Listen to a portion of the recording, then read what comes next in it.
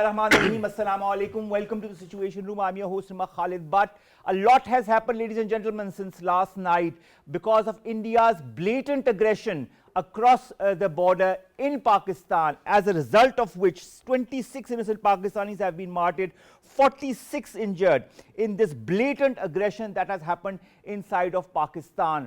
Pakistan has also responded befittingly. There have been various posts that have been destroyed. There have been white flags that have been raised at two areas, and 5 jets have been completely destroyed by Pakistan. 3 of those are Rafale, 1 is MiG-29 and 1 is Su-30. The fact also remains that Pakistan always said that if India does anything or resorts to adventurism, that Pakistan will resort with 2 or 3 notches higher reaction. This is what has happened from the Pakistani side, and of course this reaction is something that Pakistanis were awaiting because of the way India and Indian media and Indian politicians and the BJP government had been pom-pomming this warmongering and jingoism through their media, through their statements, with a blatant false accusation on Pakistan post the Pahalgam false flag operation. We've been joined by 2 guests in the studios, 2 very renowned analysts from our channel to discuss the various aspects of that, whether it be the national reactions, the international reactions, the DGISPR briefing, whether it be the Info Minister briefing, and so on and so forth. Many different angles to this is all, many different methodologies to the Indian blatant aggression, and what should we look forward to now, and how Pakistan, how ready are our armed forces as well as far as resorting to any reaction to more aggression or aggressive or blatant reactions from the Indian side. Farrukh Pitafi, our leading analyst and anchor person, joins us in the studios. Thank you very much, Farrukh, to have joined us. Shahzad, Raza, another of our very leading analysts who joins us from the Urdu channel, and we're so lucky to have him in our English channel now. Shahzad, thank you very much to have joined us. Let's begin with the DGISPR statement that emanated today. And I'll begin with you, Farrukh. What are the potential regional or international reactions as far as India targeting different sites, whether it be religious, especially the mosques that have been targeted, and this unprovoked aggression against Pakistan inside Pakistan? They had been saying that something would come, but did we expect that this would happen? And if so, did we expect the way it would happen? And also, what, as I said in the very beginning, what are the implications? Right, Omar Sahab, thank you very much for the opportunity and the question. First of all, I love the energy that you brought to the show, and I think that is really called for right now. But before I actually talk about the reaction of the world, let me actually give you my reaction when I saw the story and India's claim. Honest to God, the first thought was, what a bunch of morons. These people don't understand what they have done. And I'm not merely talking about, bilateral issues. I'm talking about international implications. One, India shows itself to be an irrational actor where they haven't produced any evidence implicating Pakistan, and yet they have actually thrown their projectiles across international border. That is one aspect, right? As both countries are nuclear, and there is an unlimited possibility of escalation. The second aspect is that they are also deploying or employing their own, diaspora for propaganda purposes. They are damaging their own interest by actually exposing those people who are sitting at neutral places. For example, they just look at the spin that they have used. They could not enter our territory because they were afraid that they are going to leave behind an Abhinandan. So what do? They stay outside the boundary, international boundary, and send these missiles, right? And this lack of courage, this lack of courage actually is then spun into something else that India did not want to escalate. And had this propaganda been coming from Indian analysts on Indian channels, which is a madhouse, honestly, I would have actually accepted it, right? But the associates of Brookings Institute, Hudson Institute, Asia Pacific Institute, and the defense editor of The Economist are spinning this, all Indians. And people can actually trace back what their origins are in this populist age. And they're exposing their diaspora to every kind of negativity possible, right? So what can go wrong? There are xenophobes all over the world. But Farrukh, what I want to understand, you talk of propaganda. What I want to also understand is this propaganda is nothing new as far as the Indian side is concerned. Doesn't the one realize that at the end of the day, this is but propaganda? Yeah, amazingly, Indian diaspora, because it is very influential. I heard Economist's defense editor, because we get only CNN in Pakistan or BBC, we don't get Fox. So I heard the Economist editor, I kid you not, saying, okay, if India is claiming that it has won something, and if they are not admitting that Pakistan has also impacted in reaction, we should pretend to do that, because then it will de-escalate this situation. Reminded me of Harry Potter, where they say that Ron Weasley can score a point, but a goal, if the entire audience actually turns their backs and shuts their eyes. So India will censor the entire world just to get away with whatever it wants to. But it is a nuclear power. It is a country which has a lot of heft. And just to actually assuage the fanatics and just to take care of their optics, they actually carried out whatever they did, which is a telling commentary on the state of India right now. Those morons don't mind throwing everything into fire just to ensure that their favorite anchors get the kind of TRPs that they want. That is true. Is it all about optics, Shahzad, to be very frank? And when we talk of optics, what are the international optics, apart from those pro-Indian journalists that Farrukh has been alluding towards? What are the international optics? We heard Donald Trump after this. We've seen the reaction from different sides like China and Turkey, and we'll come to that. But what is the gist of the international optics post this attack? First of all, no sane argument can convince India that what exactly it was doing and it's still doing at the moment. And if you talk about the international reaction from the important capitals and other organizations, including the United Nations, so every important leader in the world is basically telling India and Pakistan to de-escalate. No one is blaming Pakistan the way India did. And obviously it was the game of optics. And why they did that, we all know. I mean, there is no reason to repeat all that.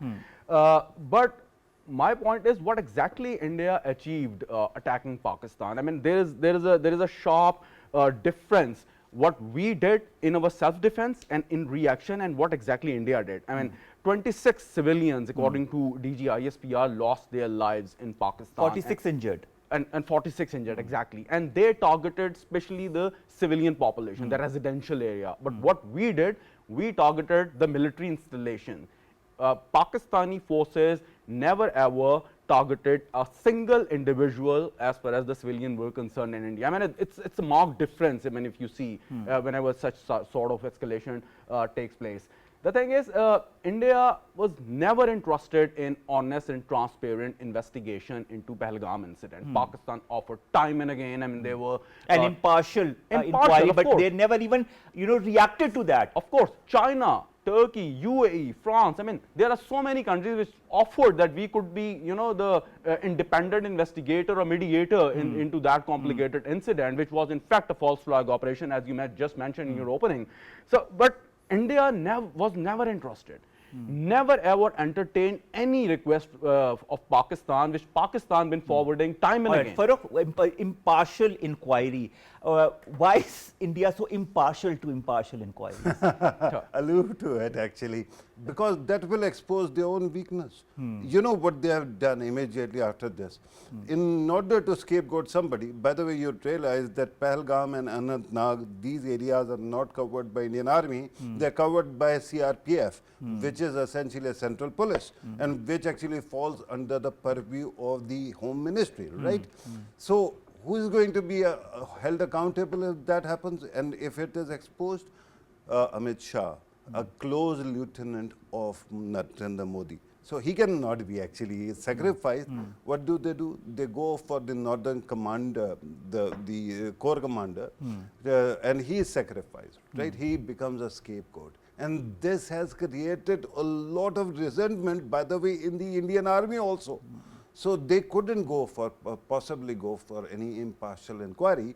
A, because they wouldn't want any foreigner to actually come and investigate anything in Kashmir, because that will actually open the Pandora's door, box.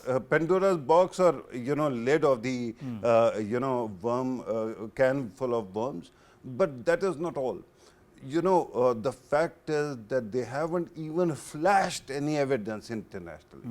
Those international media organizations which were reporting their briefings to international diplomats said that diplomats on the, after saying that they are going to be anonymous, they actually said that they were not shown any evidence, only stories about the past.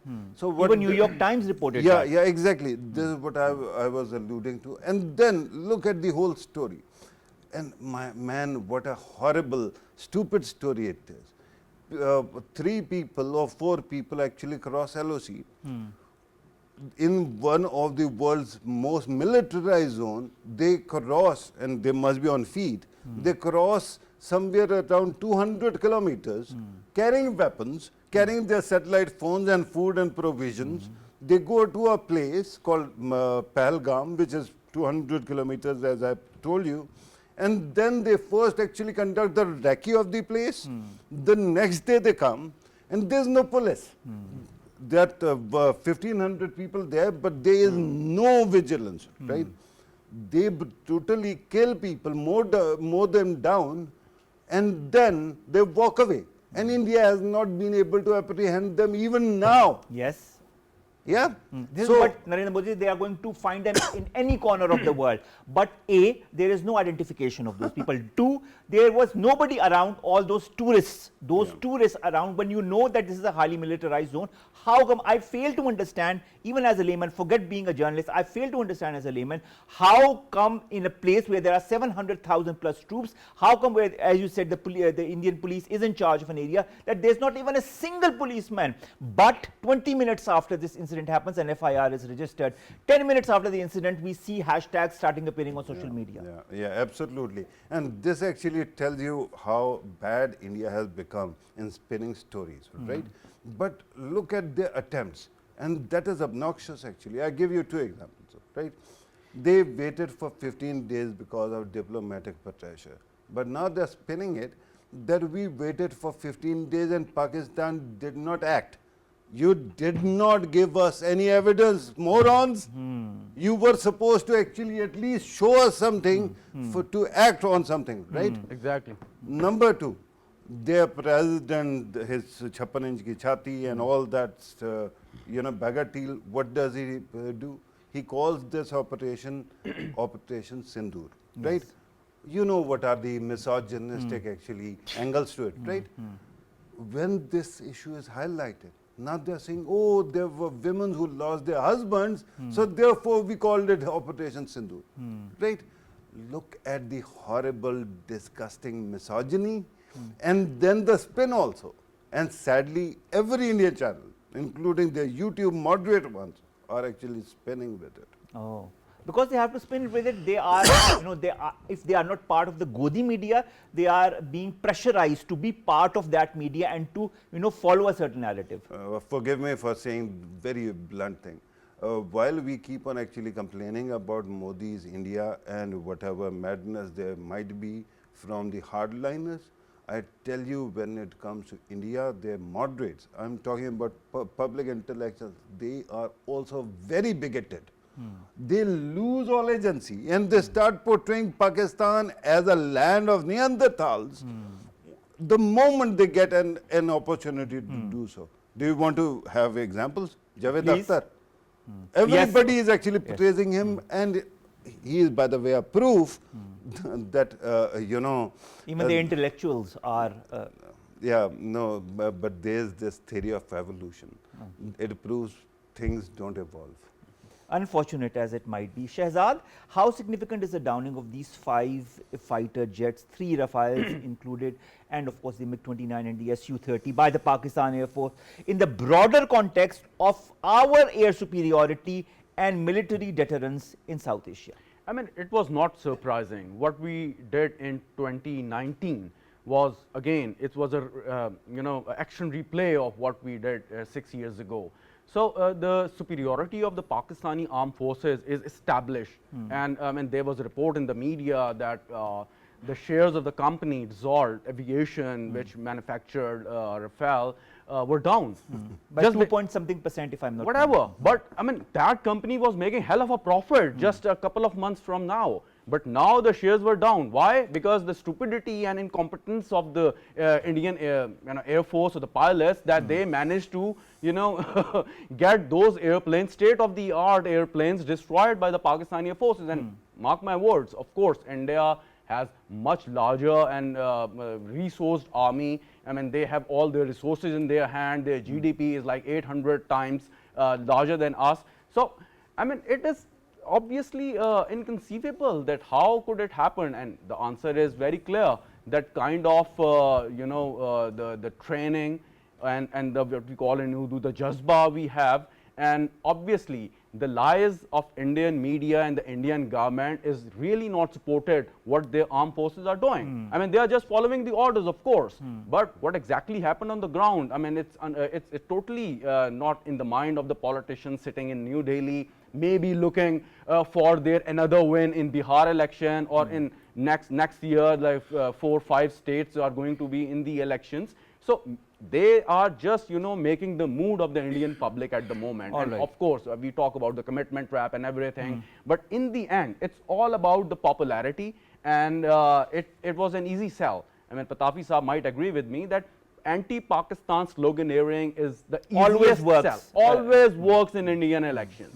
So take Pulwama for example, and now this incident, and it would be cashed by Modi government and all their cronies, Amit Shah and everybody, just to gain their or further their political interest. I mean, So, that's obvious. they can risk the lives of their own citizens. They course. can risk the whole regional they are killing their own geopolitics citizens. and geostrategy Risking is a just very- for their own petty Of course, politics. But risking is a very small word.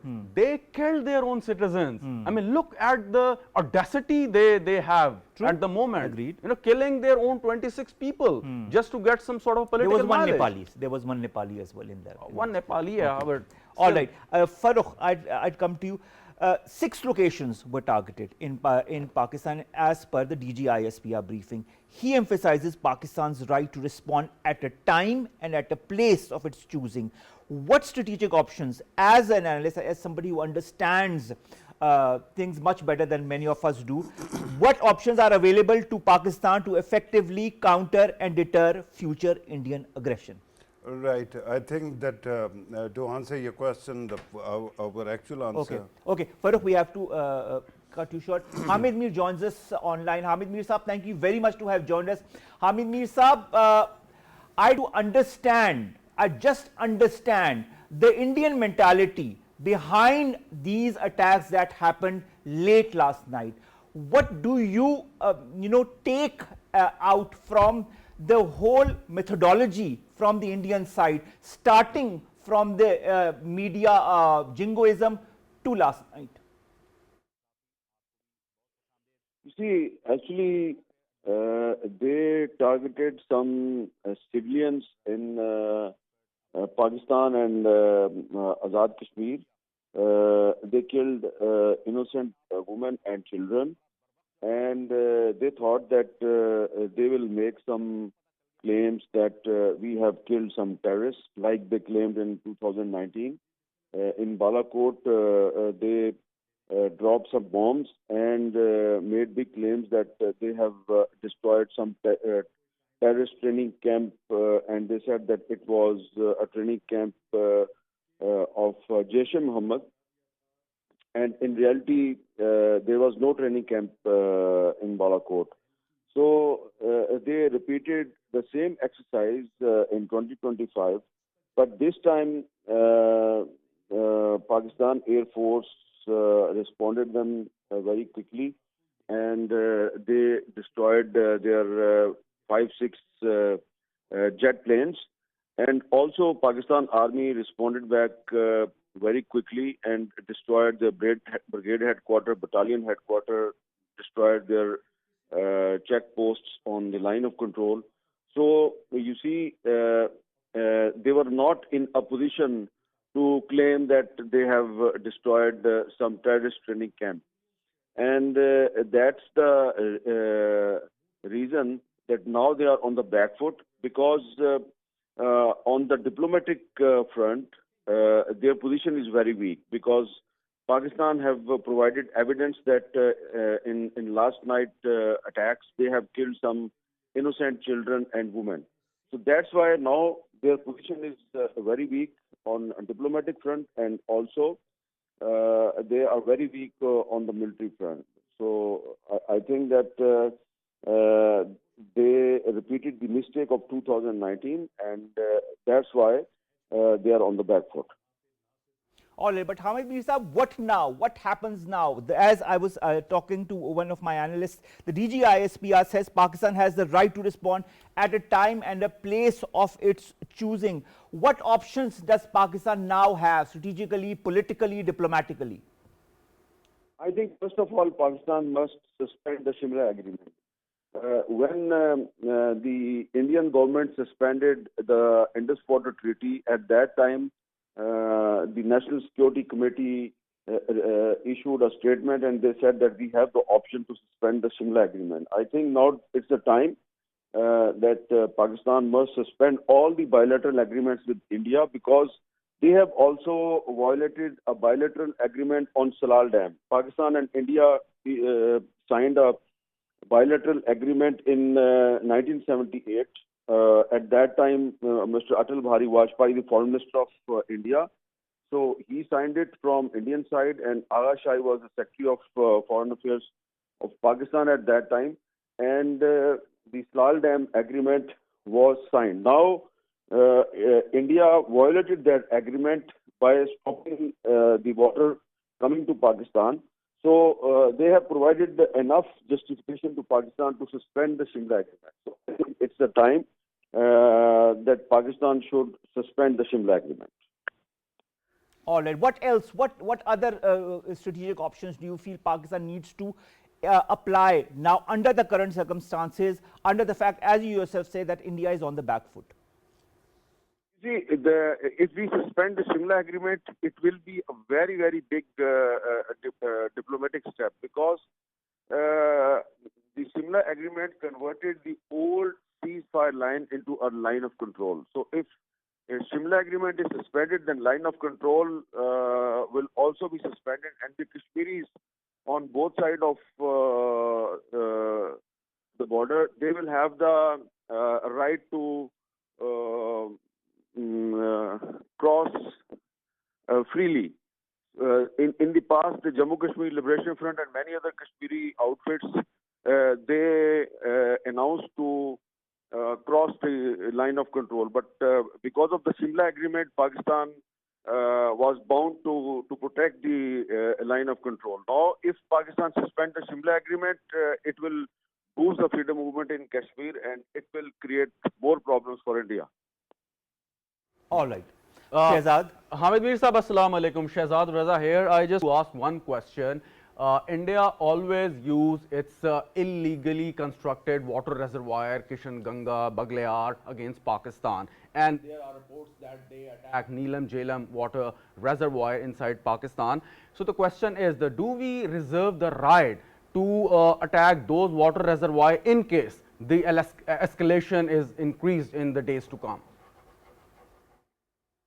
You see, now they have suspended the Indus Water Treaty, and the suspension of Indus Water Treaty is an act of war. Secondly, they clearly claimed that they have stopped water at Baglear Dam and Salal Dam. So this is another violation of the international law.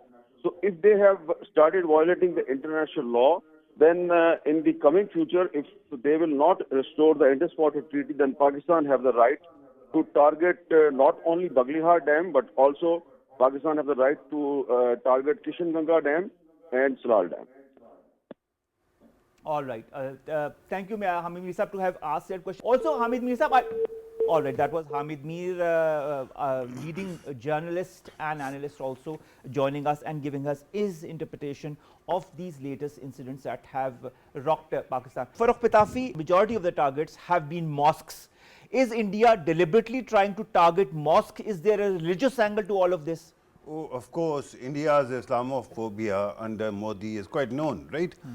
If you just look at the rationalization that was given not only for this, even as back as 2002, when Gujarat violence actually took place, Modi recently had a podcast in which he said that, oh, there was this and that terrorist action in Afghanistan and elsewhere. So there was this sentiment which had to out, and that's why Muslims were killed in Gujarat when he was chief minister. So that Islamophobia is known. But look, buildings, if they are destroyed, they can be built.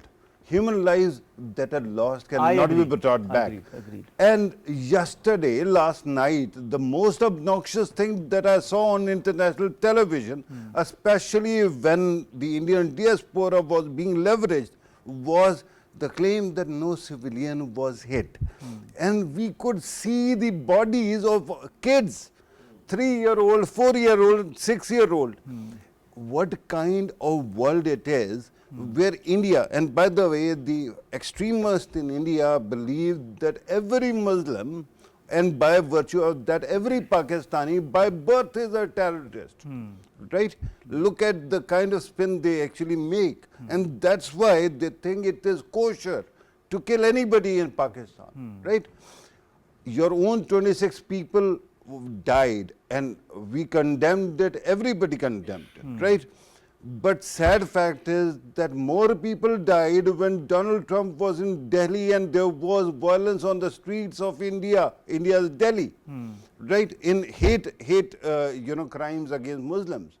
And at that time there was no investigation, right? And at that time also people were ID'd. Narendra Modi himself has repeatedly said in the past that you can tell who's making more babies, another dog whistle against Muslims, by looking at their clothes, right? So the Indian Islamophobia and dehumanizing the people they think are cultural others is quite known, right? And sadly, why it is important, because India is a very stratified society. Farrukh, China also on Wednesday expressed regret and concern over the Indian strikes, urged both sides to show restraint in response to a major escalation between the nuclear-armed neighbors. I'll quote what it said. It said, "We call on both India and Pakistan to prioritize peace and stability, remain calm and restrain, and avoid taking actions that further complicate the situation." How significant is this Chinese expression, and what impact could this have, in your point of view, on the international diplomatic pressure that is being put on, not on Pakistan, but on India? Right. Thank you very much again, Omar. I think that it is, first of all, we must actually thank China for its support and solidarity with Pakistan, which we can always count on that, and we are grateful for that. And by the way, and of all other partners as well who have actually supported Pakistan's cause.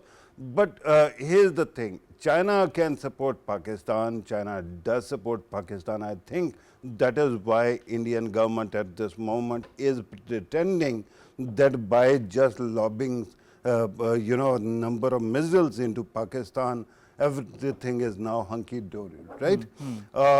Had the China factor not been there, had there not been any international diplomatic pressure, India could have done anything or would have wanted to do anything, even at the cost of starting a total war, right? Because India's propaganda as such, and you have seen that. So that is great. But on the other side, if you look at the techniques that are used by people who are sitting from India in international institutions and look at their spin, they always actually use China as a word, a magic word, to make it go away. They mention China so that they can tell the world that it's okay because we are actually striking the other camp. And China is the enemy, we are the friends. Although India has done little for the West to ensure or prove that it is an ally. It has been sending its terrorists to kill Canadian nationals, American nationals, Australian nationals, British nationals, and it has, alienated all Five Eyes. So with that kind of insanity, I think that you have to bear in mind that China can play a role, but India is very good at actually exploiting the word China when it comes to trying to get whatever support it wants. Before we go to him, I just wanted to actually add one more thing. Please go ahead. My friend here actually spoke about commitment trap, right? I honestly don't understand in which world that would work. Because India's entire system is controlled. India's media is controlled. So-called commitment trap is also manipulated. Narendra Modi controls all the ratings on television. He controls all the narratives on the screen. Agreed. So whatever commitment trap is there, it is of his own making. And I have this suspicion because they were trying to leverage a lot of things on international stage. They managed to sign a trade deal with UK yesterday while this crisis was going, because UK also was trying to play the mediator behind the scenes, right? And they actually... So they were leveraging this, basically. Leveraging this. So they were, guess what else were they leveraging? They were leveraging something else with US also, their trade deal. And then there's a guy called Adani, and who is wanted by American courts. So the news actually emerged that they want the Department of Justice to actually let him go. Exonerate him. Exonerate him, let him go. So it seems that those actually talks also hit some kind of, roadblock. So India actually acted on its impulse. All right. India has always acted on its impulse, Farrukh. I think you know that better than all of us do. Shahzad, China was not the only one that reacted. The Chinese ambassador, of course, is very proactive, as we've seen in the last few days as well. And the Chinese reactions have also been very positive vis-a-vis Pakistan, even in the past, even when that crisis hadn't begun. But also Turkey, I'd like to highlight Turkey.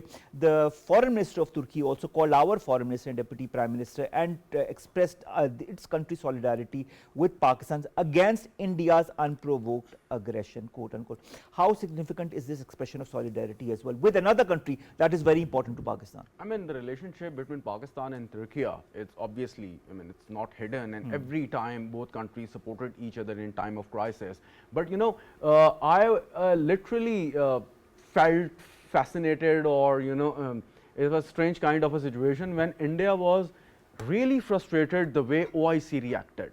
And in fact, the Indian External Affairs Ministry issued a statement. Maybe it's a rare moment that they criticize what OIC had to say in that statement, supporting the stance of Pakistan. And remember, OIC and the Gulf countries, India is one of their larger subscribers to the oil.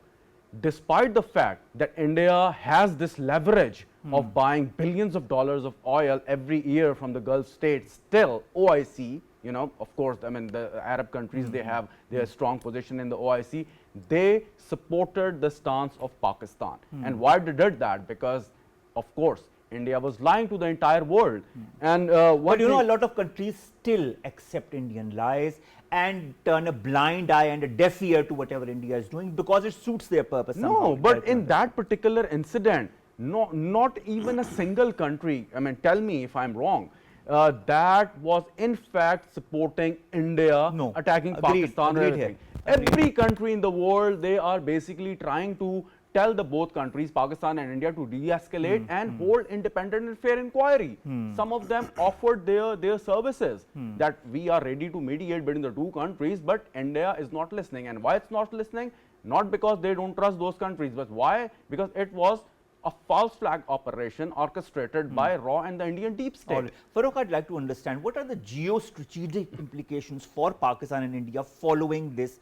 Who gains ground, who doesn't? Or, I mean, this is still an ongoing, how should I say, situation, let's put it that way, Right. because we don't know how it's going to escalate or de-escalate. Yeah. But in this situation, who gains more geopolitical and geostrategic ground? Right, and thank you very much. This is very important, and I wanted to actually react to what Okay, was said please, go earlier ahead, as go ahead. well. You know, one thing that is quite intriguing is that among the countries that actually offered to mediate, not only was there one country called Iran, whose foreign minister was here yesterday, Yes. but there is another country called Russia, Yes. which is thought to be very close to India, right? Even Putin and Modi spoke on telephone, and the readout that actually India was trumpeting and showing that somehow Russia is supporting them lacked one word called Pakistan. There was no mention of Pakistan, right? So I tell you one thing about diplomacy. India has enough economic might, enough diplomatic heft, that if the world thought that we were wrong, they would have been jumping on our backs. Farrukh, I'd like to understand. There is one thing that struck my eye, and there are so many things as far as this committee meeting is concerned. But invocation of Article 51 of the United Nations Charter by Pakistan. This is also something that Asim Iftikhar Saab, who is our permanent representative to the United Nations, also communicated to the UNSC after the blatant aggression by India. How significant is the invocation of Article 51 and Pakistan assertion of its right to self-defense, and what diplomatic and military options now that the National Committee meeting has been held, does this provide for a proportionate response? Right. And I think that is very important because Pakistan is showing that it is a rational actor, that it actually follows international law, unlike India, which has violated Pakistan's territorial sovereignty. And because in war and peace, international law actually allows you to retaliate whenever there is violation of such sort, Pakistan reserves the right to actually strike back. And I think that one thing is for sure, and earlier when you were talking about geopolitical issues, right, let me also try to answer that in light of what you just said. And I think that every time Pakistan responds, it actually creates a feedback loop, right, for India. And that is why this time they have not actually crossed, their planes haven't actually entered Pakistan's territory, because they were informed by the previous episode of Abhinandan when he was captured and the kind of situation India was in.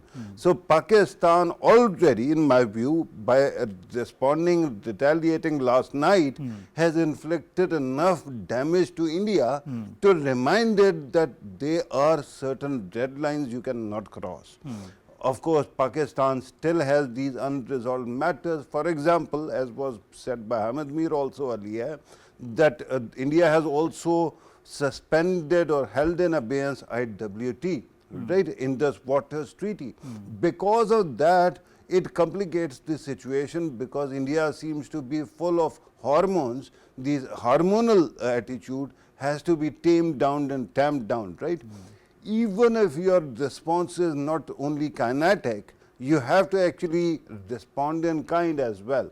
So there is a serious, although this time we haven't seen in this statement the mention of Shimla agreement, but there is a good chance the Shimla agreement might be actually suspended or held in abeyance because although LOC is not a border, although LOC is only this line in the sand. But hadn't that already been stated by the Pakistani side that it Pakistan said that it has the right or it will think about it. So it is a policy, and of course in the end IWT is more important than whatever India did last night. But I think that the fact that India wants to pretend that it did whatever it wanted to and now it does not want to escalate, why would that be? Because India seem to have understood that there is enough pressure that it does not want to actually go for something very kinetic. So what they did was they just loaded the missiles and ran away. Can I quickly, Exactly. can I Yeah, quickly please, add Shahzad, something? go Can I ahead. quickly add something? of course, Farrukh Pitafi Saab absolutely to the point about Shimla Agreement and other miscommitment by Indian administration time and again. But whatever the agreements between two countries are, including Shimla Agreement, they cannot take precedence. What I was telling or submitting humbly was that the agreement between the two countries, the bilateral agreement, they cannot supersede what guaranteed and agreed by the United Nations.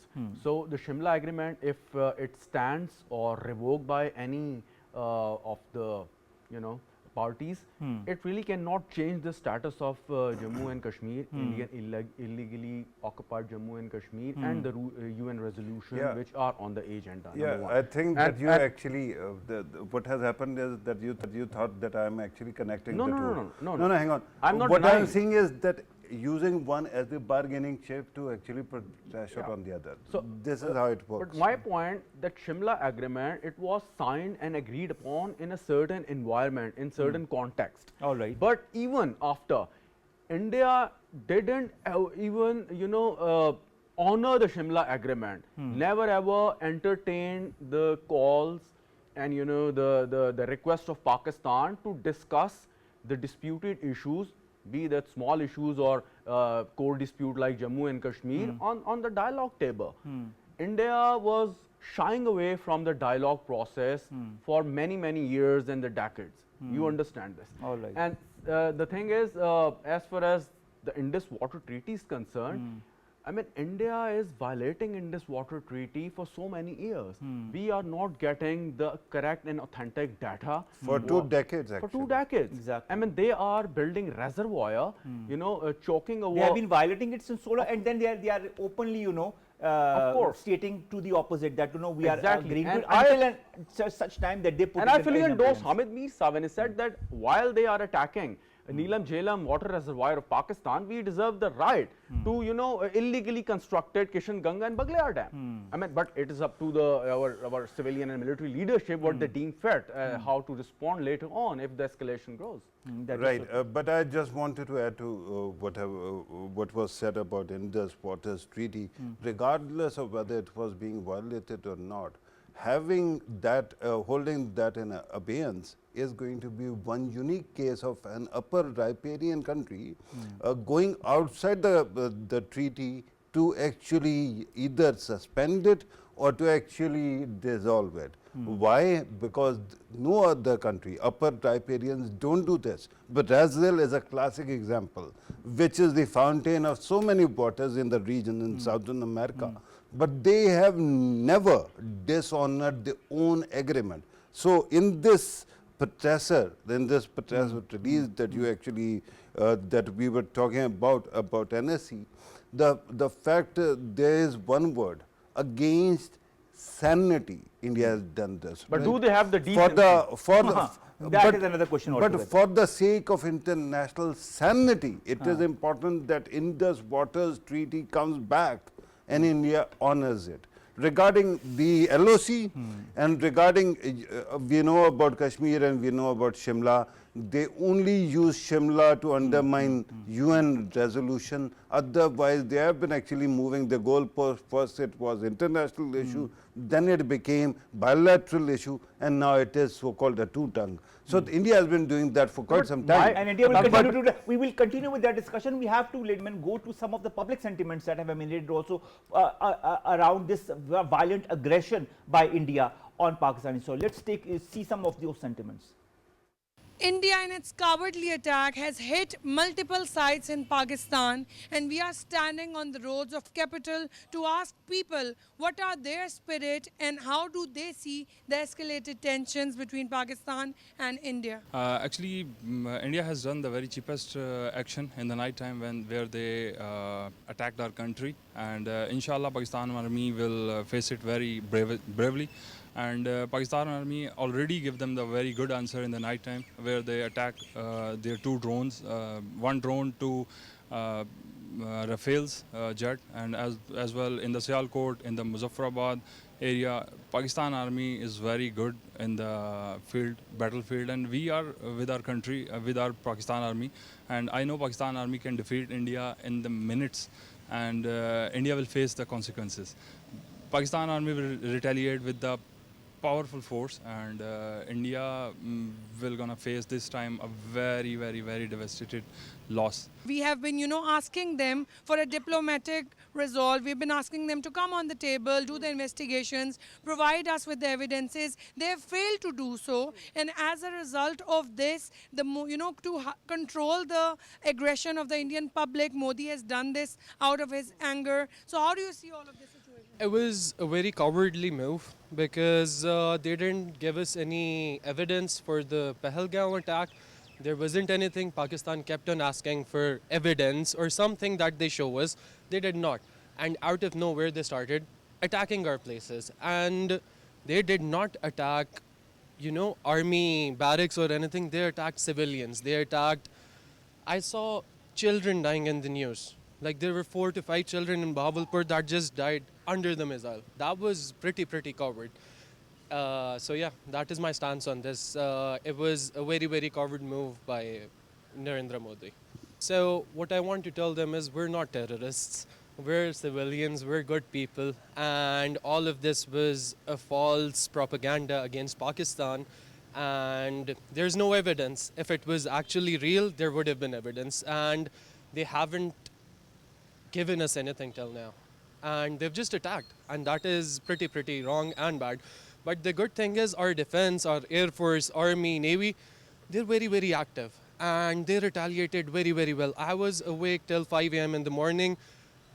On one of my phones, there was Indian news. On another phone, there was Pakistani news. I was checking on the both sides. So Pakistan gave them a good reply. But all in all, this thing should end because there will be casualties on both sides, and that is pretty bad for both countries. India has attacked the civilian peoples of Pakistan, which is against the sovereignty of Pakistan as well. And the way Pakistan retaliated and responded to India, that was a wonderful response by the Pakistani army, Pakistani Air Force, and they have destroyed their multiple aircrafts, and as well as they have destroyed their multiple checkposts. And now India is trying to get out of this situation, and now they are also trying to get the support from the international players to get rid of this whole situation. And I think credit goes to Pakistan Army and Pakistani Air Force that they have done a wonderful job to secure their homeland and as well as to secure their airspace as well. And this is not just a war between Pakistan and India. It would be creating the impact across the globe, because if you talk about UAE, if you talk about UK, USA or any other country, you see that there are multiple Pakistanis and thousands of Pakistanis and Indian people who are living there. So it's also creating a conflict at the global level as well. After India's cowardly attack on multiple places in Pakistan and Azad Kashmir, you can see the response of people are still very positive. They are standing in high spirit with the forces of Pakistan and Pakistan Army.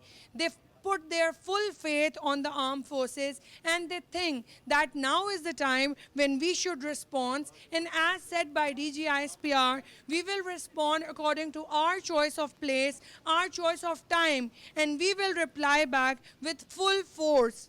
Reporting for PTV World, this is Anam Abbasi. India in its cover. Our correspondent Anna Babasi was just giving us some of the sentiments that people have, and these are just some of the sentiments. If you had to look on the social media sites on how the Pakistani public is enraged on the way India has provoked Pakistani sentiment and also provoked this blatant aggression towards us through this attack late last night, is just the beginning of how we can and we will inshallah react. Farrukh Pitafi joins us back for this hour as well. We will also be joined by Shahzad in a few moments. But we've also been joined by Humayoun, who is a leading foreign affairs analyst as well. Humayoun, thank you very much to have joined us. I'll begin with you before I go to Farrukh. Humayoun, this whole situation that has escalated since last night and the reactions that have come from our DGISPR, from our information minister, from our prime minister, and of course the international reactions that are also slowly and steadily coming. There is when you look at the slant or the the way all of these are coming out, even internationally, there's a certain understanding of Pakistan's, or a lot of understanding as far as Pakistan's perspective is concerned.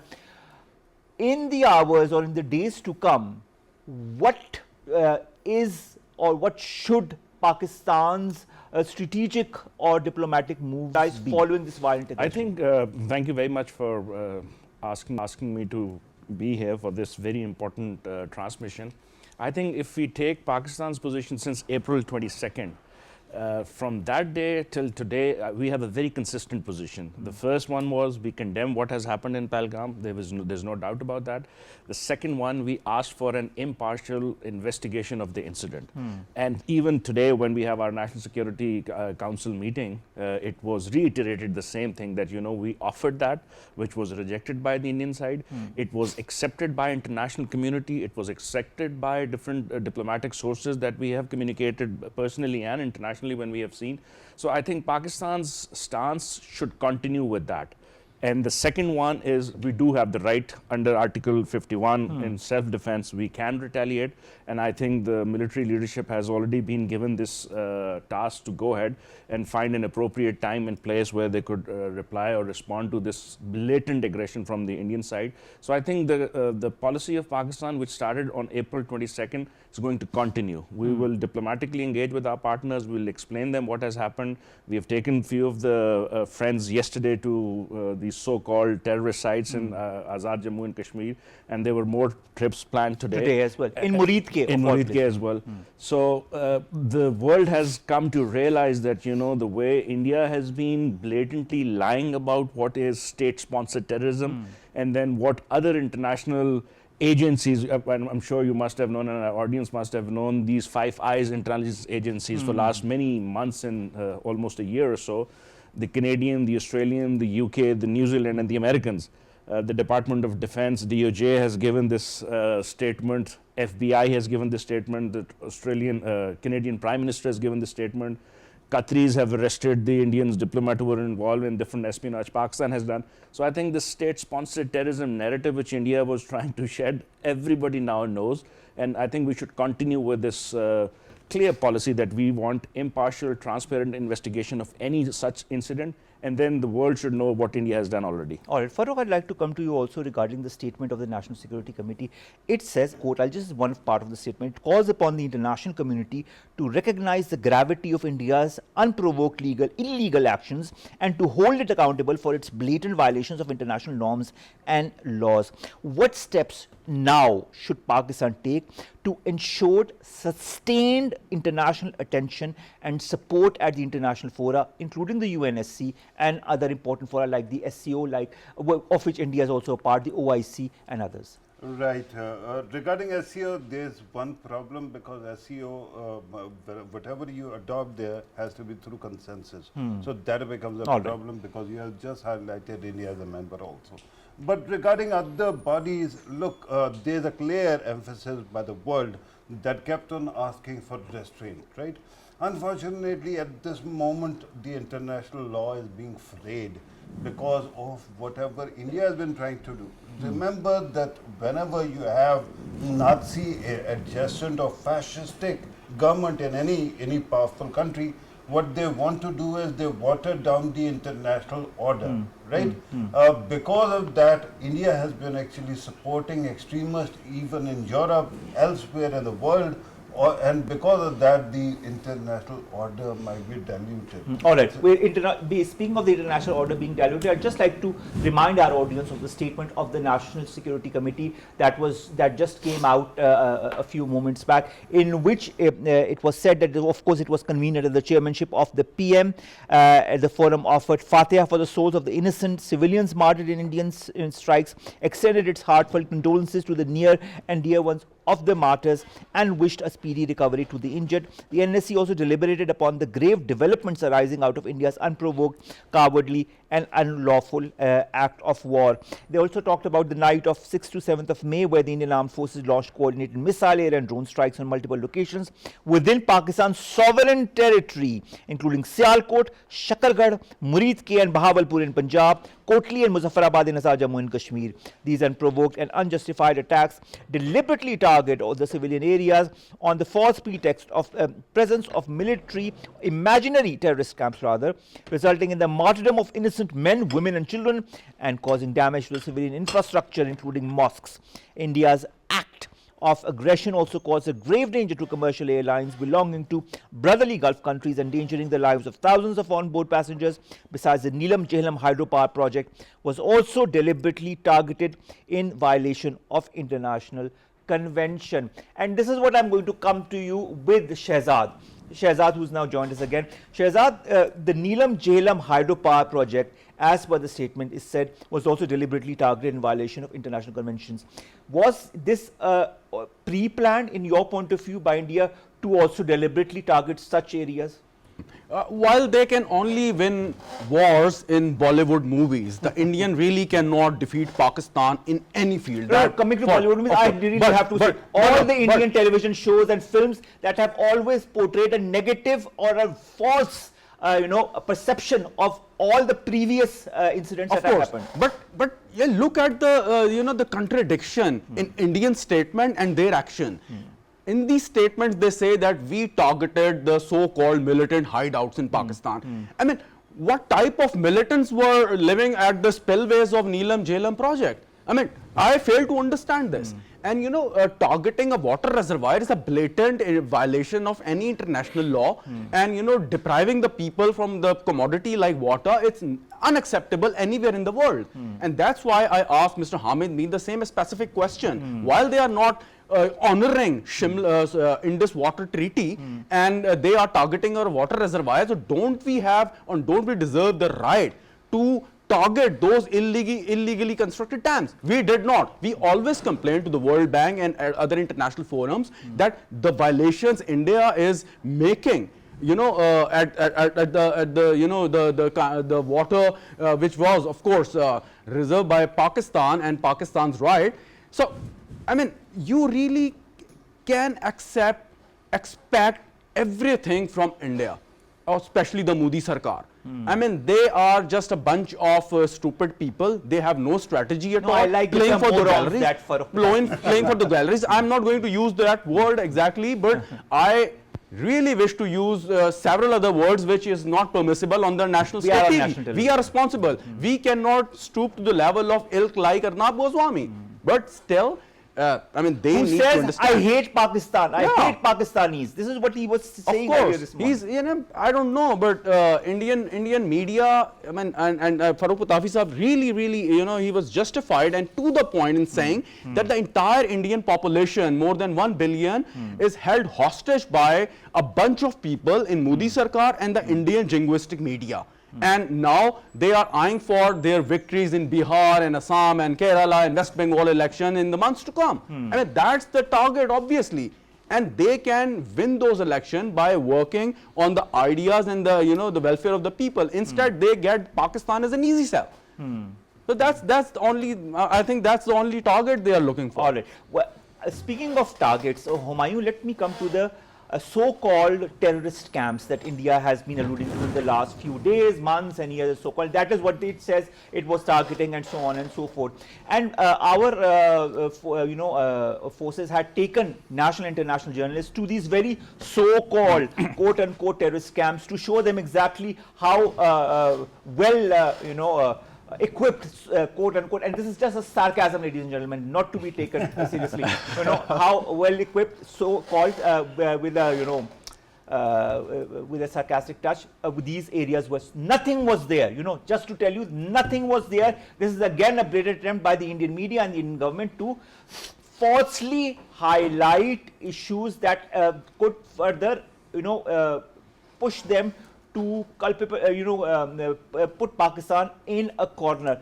Have India succeeded in putting Pakistan in a corner? How is the international media looking at Indian media's perspective versus Pakistan media's perspective? I think it's they've not put Pakistan in any corner. In fact, they've put Pakistan in limelight, where Pakistan's main foreign policy stance and Pakistan's objective in terms of telling to the world that, if there is any terrorist hideout, if there is any infrastructure, we have taken diplomats, we have taken international journalists there ourselves. We plan on taking them again, hopefully today or maybe tomorrow, and to see. And this is exactly a same thing which they have done in 2019. So they were just repeating that. But this time, international media, and this time it was basically what the international relations expert says, it was an overcommitment trap which Prime Minister Modi got himself into. Oh, we already discussed the And that's exactly the reason, you know, because what Shahzad was just mentioning, because of election which are coming in Kerala and Bihar and other states as well in this year and next year. And then, if you remember, last time when Prime Minister Modi was contesting his second term, the slogan was, Ab ki baar 400. Like he wanted to have 400 plus and seats. we saw how much of votes he got. And he got 240. Instead of going towards 400 plus, he got 240. So that was a political failure. So it started since then that, you know, this rhetoric against minorities, against Muslim, and particularly against Pakistan. So this was sort of a culmination of that wrong. And even during the election campaign, the way he was targeting Muslims, the way he was targeting Pakistan was more blatant than his previous election campaigns. Absolutely. And you know what you just mentioned, the last thing that they have attacked Neelam Jhelum. This is again, first they attacked these mosques and madrasas, which they claim that they have, which is a civilian target. And second, they have targeted an infrastructure project, a water project. And you know, there are many conventions against that. Let me read few of the convention for our audience. Geneva Convention 1949 and Additional Protocol 1977, which states, principle of distinction, parties must always distinguish between civilian objects, combatant military and objectives. Civilian infrastructure like hospitals, schools and water supply system and energy goods are protected unless used for military purpose. So this was first violation. Second was Article 52 of the Additional Protocol, which says civilian object must not be object of attack or reprisal. That's another violation. Article 54 says starvation of civilian as a method of warfare is prohibited and attack on objects indispensable to civilian survival, example, water, food and agriculture are also banned. And then there are many other, India is not part of the Rome Statute or International Criminal Code. There are many articles which states that they shouldn't do that. They have violated that. So I think this is a continuation of the violation that they've been doing in Indian illegally occupied Jammu and Kashmir and many other areas. And this is now visible to the rest of the world. Just a quick comment, and I would like Humayoun Saab and Pitafi Saab to make a comment on this. By doing so, whatever India did, the Modi Sarkar not only tried to malign Pakistan, tried to take some sort of superiority in front of their own people and the world, but they also used this opportunity to malign the opposition in India, the kind of language they are using against Rahul Gandhi and other Congress leaders. I mean, that is something to be understood, that exactly what their objectives are, that they are trying to shoot so many birds with one stone.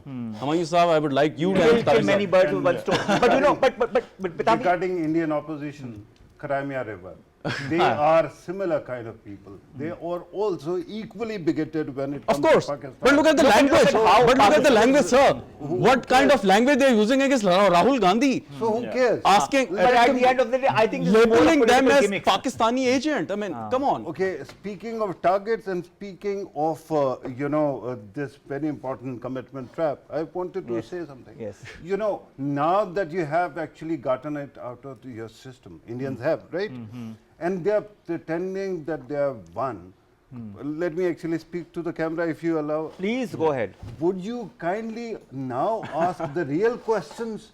Will you ask why was it that police was absent from that area where terrorists attacked? Why is it that your army, corps commander was scapegoated while your defense minister is not held accountable? Why is it that CRPF was responsible and your interior minister is not held accountable? Will they, any of them, retire or resign or Pertinent questions. sacked? If not, then you deserve what you are actually facing. And you know, all they did is they suspended the station house officer and SHO after 2 weeks. That's it. No, and so many other, we talked about the Northern Command head that was also changed, and so many other changes. He was that have also sacked. been, yes, he was sacked. He is retired now, Yes. arrested actually. And so many other changes in the system as well, because they wanted to appease somehow their Hindu extremists as to which steps they are taking. And regarding commitment trap, I tell you something very you funny. really, shouldn't we something very? Shouldn't we offer some sort of sympathy? Okay, Just we'll let me finish the thought. Commitment trap. It is the whole story is manufactured by Modi's government because they actually control the TRPs, they control every damn thing in the country. Agreed. But even then, Modi ji actually tried something which failed, and he tried to do what? there was one item through which Rahul Gandhi actually gave him tough time in 2024 elections, and that was demand for caste census. So he tried to appropriate it, and he thought that it might actually divert the attention of the hawks. But it put out more question marks. No, it created another very interesting dynamic. The party Modi ji represents, although he himself claims to be from an OBC, right, and other backward caste, what happened was that his party is dominated by Brahmins, and they are not happy. And that's why he had to actually reverse it. That's why I asked the same question, that shouldn't we offer some sort of condolence to Rahul Gandhi, who is now an undeclared ambassador of Pakistan, as far as the BJP is concerned, of course. Okay, but the fact is that I'd like to understand from you three as well. We also want to understand from you three as to how this whole blatant violation and aggression of so many norms and international laws, does the IIOJK issue become more prominent, internationalized following this violent aggression? Tell me, when was it not prominent? India has done whatever it has done, and it has been simmering for quite some time. So the world actually knew what exactly is it, right? Why would you think that the world has been silent? Because India, A, has too much influence. Secondly, India also throws these hissy fits whenever it comes to these issues, right? True. But the fact is that at this moment it wasn't prudent to internationalize this issue. I tell you why. There are two conflicts which were actually there when the US had a change. One was Ukraine's case, and the other one was Raza's conflict, right? What happened? President Trump, when he was trying to broker deals in Raza and Ukraine, what did he do? He said, okay, give Raza to us, and it is going to be our land, right? Yes. We are going to control and we are going to evict the people. The Riviera of the Middle East. Yeah, exactly. And second, Ukraine.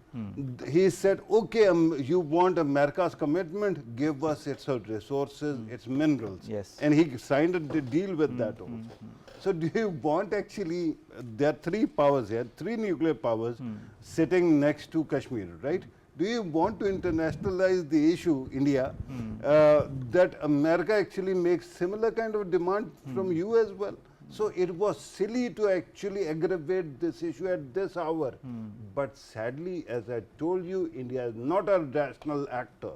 India is informed by this hate and this dehumanization of Pakistanis, and that's why they will not control their impulses, and they have actually internationalized it, and it is going to damage their interest. That is true. Shahzad, coming to you, putting more prominence of the IIOJK issue, there's also the fact that cross-border terrorism, for example, the Jafar Express incident that recently happened, that also led to the loss of so many lives and was a huge thing for Pakistan, but for Balochistan as well. And of course, we had credible evidence that India was behind it all. Our information minister, Taullah Tara, spoke to many international channels, including Sky News, TRT World, and BBC. While he talking about the Indian strikes, he also alluded to India's alleged involvement in this in cross-border terrorism and the Jafar Express incident. How should Pakistan highlight it, leverage it, present it now to the international community, now that India has added another chapter to its cross-border violation? I mean, of course, time and again, we always, all the time shared evidence which we had against India with the international community, and we also, shared those evidence with the Indian administration. I'll take you back to 2009, correct me if I'm wrong, when then Prime Minister Yusuf Raza Gilani at Sharm el-Sheikh in Egypt shared a dossier with then Indian Prime Minister Manmohan Singh. And it was agreed upon that the issue of Kashmir and of course the issue of terrorism, according to India, would be discussed on the table bilaterally. So we always shared the evidence with the world. And whatever India is saying, claiming, alleging, drum beating, we have a live evidence. Kulbhushan Yadav, captured in Balochistan, confessed of his involvement in so many acts of terror in Pakistan. So India really cannot deny it. India and accepted him as its own, but they have their own had their own story to tell. But we have that living example, and even there are so many other arrests in Pakistan when Indian agents trying to infiltrate either or trying to do the sabotage activities. We have Baloch terrorists like Barham Dah Bhukti, Harbayar Mari. There are footages that they are in the Indian territory in New Delhi or other parts of India, openly asking India You to all support remember the them. statements that have been Of made course. on Balochistan, That exactly. by- So the thing is, Humayoun Sahib is the best person to comment on this, but I must conclude that we have so much evidence against India. But the thing is, the world was keeping a blind eye on whatever happening in Kashmir and other parts of the India. But now this is the time. Time and again we say that both are the nuclear equipped rivals. And so as until this territorial dispute between the two countries is resolved, there won't be a permanent peace in this region. Who will resolve the territorial dispute, Farrukh? And Humayoun, this is the question to both of you. Will it be the United Nations, because it has so to date not been able to do anything concrete? B, in an international organization? C, any global power? And I'm sure that Humayoun is going to actually answer that as well. But I just wanted to actually sneak in a comment regarding what was said about Balochistan. Just look at how nations respond to a crisis. When Jafar Express crisis happened, we were really broken, right? Because children were being attacked, women were being attacked. But look at how India was celebrating. Their media was celebrating assassination of our civilians, our women, our children, right? But when Pahalgam took place, even though they were trying to implicate us, but Pakistan was among the earliest voices. I remember I was sitting on television to condemn. This is the character of nations. Regarding who is going to resolve these territorial issues, I tell you, India keeps on diluting the international order. So the answer simply lies in building your alliances and ensuring that in the long term, you have the impulse and commitment of a stalker, and you get back at India whenever you can and weaken it so much that it cannot dare to actually bully another country. Okay, Humayoun, let's ask you. I think it's $1 million question that who will resolve, and I think we cannot give a short answer to this question. I agree with Pitafi Sahab. I think it takes a lot of effort, and we are already in that line where we are building our alliances. Particularly now we are trying to resolve our issues when it comes to Afghanistan. We have started talking to them again. China, and if you have seen the Chinese statement today, their foreign ministry. We did talk about it earlier. And they mentioned very categorically that, they regret the way Indians have taken this blatant, violent act against innocent civilian. And by the way, it also constitutes as a war crime what they have done with our infrastructure projects as well. So coming back to the question, I think it will take few more decades, I hope sooner than that. But I agree with it, the way Prime Minister Modi has taken his nation towards a self-destructive path, where we used to call India as a secular face of the world and democracy. A pluralistic country, that is what Narendra Modi has said many a times on different fora. We are a completely pluralistic gone country, the largest democracy in the world. Where is the pluralism or the democracy? It's completely gone out of the window. It's more of a Hindu, Brahman, elitist ideology which only focuses on the elite killing class the minority. of the races in India. So I think if they continue that trajectory, in which I am very sure, and a lot of our friends would agree to that this is a self-destructive path. And I think the world has started to believe in what Pakistan has been saying for a very long time. They are doing the state-sponsored terrorism. There is a complete violation of human rights. Media rights have completely gone. By the way, you two are the best to answer this thing, that this media is completely controlled by this current regime which is sitting there. And international community, we have seen President Trump reacting to what they have done in the morning. We have seen international leaders. You have just told us a breaking story. The Italian Prime Minister is visiting right in the middle of Minister of Interior. Minister of Interior.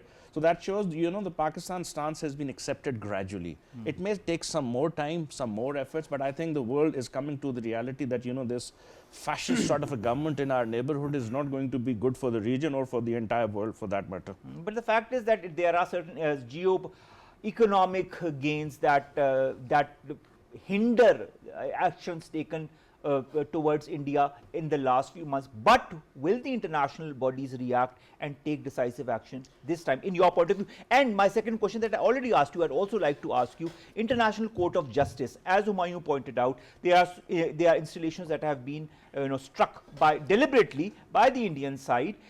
Can't we go to the ICJ and highlight this? Will there be any reaction, or will it be a repeat, if might I say so, of the Palestinian cause? It's already been decided by the Pakistani leadership that besides kinetic action against India, we would use every legal international forum against the violation India had taken, targeting the innocent civilians and the water infrastructure. But as far as your earlier question was concerned, that whatever India is doing at the moment, but the point is that, as Pitafi Saab mentioned, the Indian media, the jingoistic media, what happened at Jafar Express, so many... The jubilation that ensued, yes. So many civilians were killed.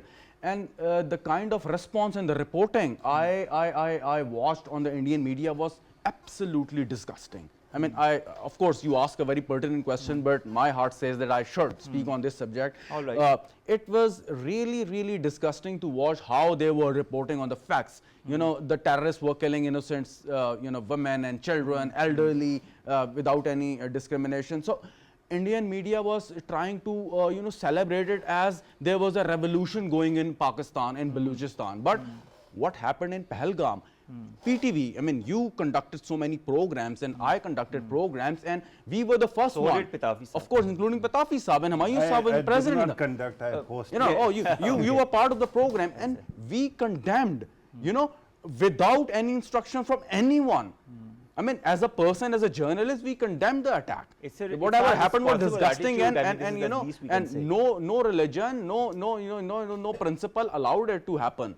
But look at the India. I mean, they were like that. There was a revolution going in Pakistan when Jafar incident took place. So that is exactly the time when we need to tell the world this enough is enough. And India would continue to do that as far as the Modi. That brings me to a very funny incident as far as Indian media is concerned. One of the women, Farrukh Pitafi, on the Indian media was showing a huge tree. And she was saying, look at this huge tree. Can't you see that there can be terrorists hidden in this huge tree? Yes. One small question with Raza Faisal Saab, that why Indian channels are not inviting him anymore? Oh, because we know, because this is the strategy that the Indian government has now taken. No more Pakistan analysts. Yeah, they had actually banned all Pakistanis, but he was one exception. So yesterday he told me that he was banned also. Finally. I think this is what they want to do. They don't want to listen to any other banning perspective. the Twitter accounts and every social media platform of Pakistan. They are even banning social media accounts of tennis exactly actors and the show and our sitcoms and our soap operas. I mean, what does that have to do about that reflects the sick mentality. That reflects the sick mentality of the Indian government. A government that is scared, that reflects on an agenda that is based on tactics that they don't understand. They don't know which angle to follow, which way to go now under the current circumstances. But which way, Farrukh Pitafi, will India go under the current circumstances? Right, India will actually try to pretend that it has done whatever it wanted, and now it will actually try to put mud, so to speak. But there are two things that are very important. Remember that footage that we showed about another downed plane. India will pretend that their planes are not downed, and there's a possibility it might actually prevail upon international media to censor that as well. But one thing is for sure, last time Abhinandan caused a feedback loop, forcing India not to send its planes inside Pakistan's territory. This time, Next time, because their planes are down in their country or their controlled territory, those planes will not be allowed in such a conflict time to fly in those areas as well. And there is going to be more deterrence. And another thing that is very quickly I can Please say, go ahead. you know, there are 3 snapshots that you look at. If you are a foreigner who's dispassionately seeing India right now, one, the hate on their media. Second, the irrationality of Indian government, which has actually gone for brinkmanship. And third, the abuse, and I say abuse, of Indian diaspora by Indian government. So what happens? All of that actually, because you have exposed your diaspora as well, you are going to expose them to more hate around the world. And this, mark my word, will happen within days. You are already seeing the repercussions, and the repercussions, I mean, I think maybe India realizes or doesn't realize it, but the repercussions are going to be severe. Humayoun, I'd like your take before we leave. I think that's exactly what I said earlier, that, you know, Prime Minister Modi is taking his government towards a no return policy, where what Pitafi sahab was saying and what everybody else we were discussing here, it's a very aggressive fascist move by his, I don't know who is his advisor, or he has his own vision of what he wants to see India. That is something which is a self-destructive path, and it cannot sustain. And I agree with Pitafi sahab that, you know, we will in days see what the Indian diaspora is going to say against him. We have already seen the Sikhs in all around the world, what they are talking about him. We'll be going to see other minorities and other Hindus as well, what they think, what Prime Minister Modi is taking this country towards. All of that, I think maybe with time we will decipher, understand more about all of that is concerned. But will there be a change in the Indian mindset, of the Indian diaspora mindset, in the coming days as a result of that? Do you agree or you disagree? I'd like one reaction from the 3 of you, beginning with you, Shahzad. I don't think so at all. There won't be any change as far as the Indian diaspora or Indian people are concerned, because I agree with Pitafi Saab. Hostage by the Indian jingoistic media and the Modi Sarkar. I mean, they would need a decades to, you know, just to make them think like normal people. The kind of brainwashing they already done. Okay, your take. Very quick. Regarding the diaspora, I have to sadly say that I don't want that to happen. The hate against But it them. happened already. Because I know a lot of them. There are so many very competent people. They have made their lives, but sadly it is their government which keeps on exposing them, because it is a blackmailer government. One Australia television's you know, documentary has chronicled how Indian diaspora is blackmailed by these people. So that will continue. All right. Thank you very much to all 3 of my guests, Shahzad, Raza, Farrukh, Pitafi, Humayoun Khan, to have joined us.